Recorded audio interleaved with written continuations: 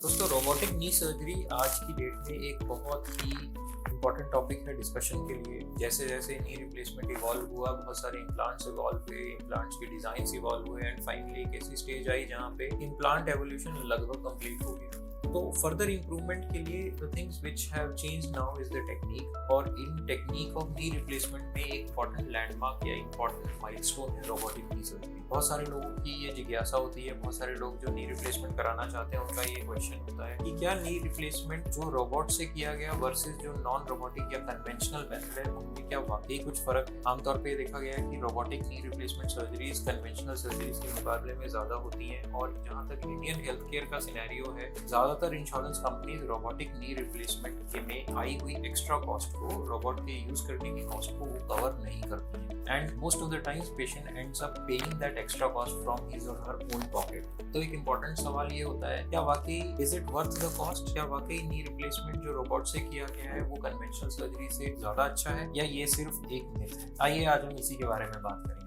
So as far as robotic knee replacement surgery is concerned, it is definitely a milestone which is considered to be more advanced than conventional knee replacement surgery. But ऐसा बिल्कुल नहीं है दोस्तों कि conventional knee replacement surgery किसी भी तरह robotic surgery से inferior है। दरअसल अगर robotic knee replacement surgery की बात करें तो रोबोट को यूज करने का एक सबसे बड़ा एक्स्ट्रा एडवांटेज जो है वो है कि जो इम्प्लांट पोजिशनिंग है वो हम ज्यादा एक्यूरेटली ऑन टेबल डिटरमिन कर सकते हैं, जिससे कि ऐसा पाया गया है कि long term survival of the implants they improve. लेकिन जब इन स्टडीज को फर्दर खंगाला गया, फर्दर एनालाइज किया गया, तो ये पाया गया कि सर्जन के एक्सपीरियंस को जब हम कंसिडर करते हैं तो robots definitely improve the surgical outcomes for the surgeons who are less experienced in doing knee replacement surgery. जो सीनियर सर्जन्स जो एक particular volume of knee replacements हर साल करते हैं, जैसे कोई सर्जन अगर एक साल में 150, 200 या 250 नी रिप्लेसमेंट सर्जरीज या उससे ज्यादा knee replacement surgeries per year करता है, तो उन सर्जन्स की इम्प्लांट पोजिशनिंग की एक्यूरेसी लगभग रोबोटिक सर्जरी के बराबर आती है।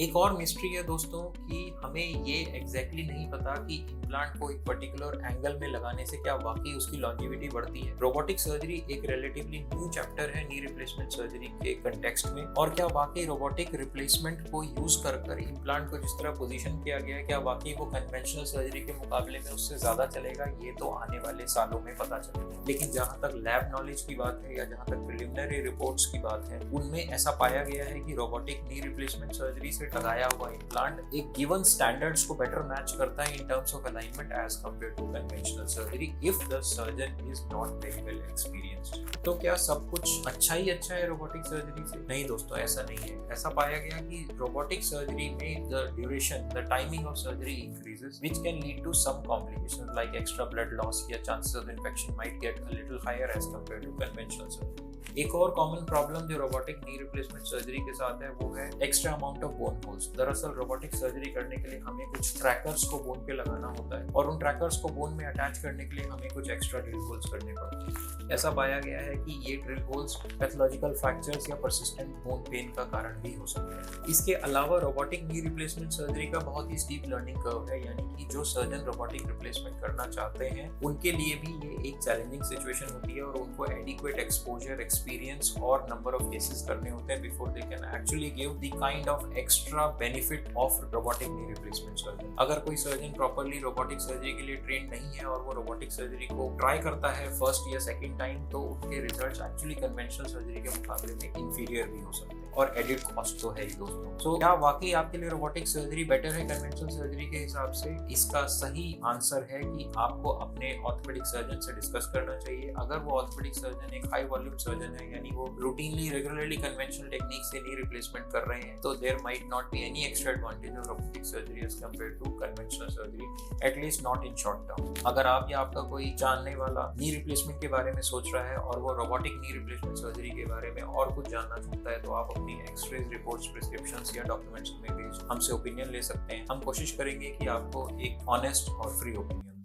Bono Scare. Let's move.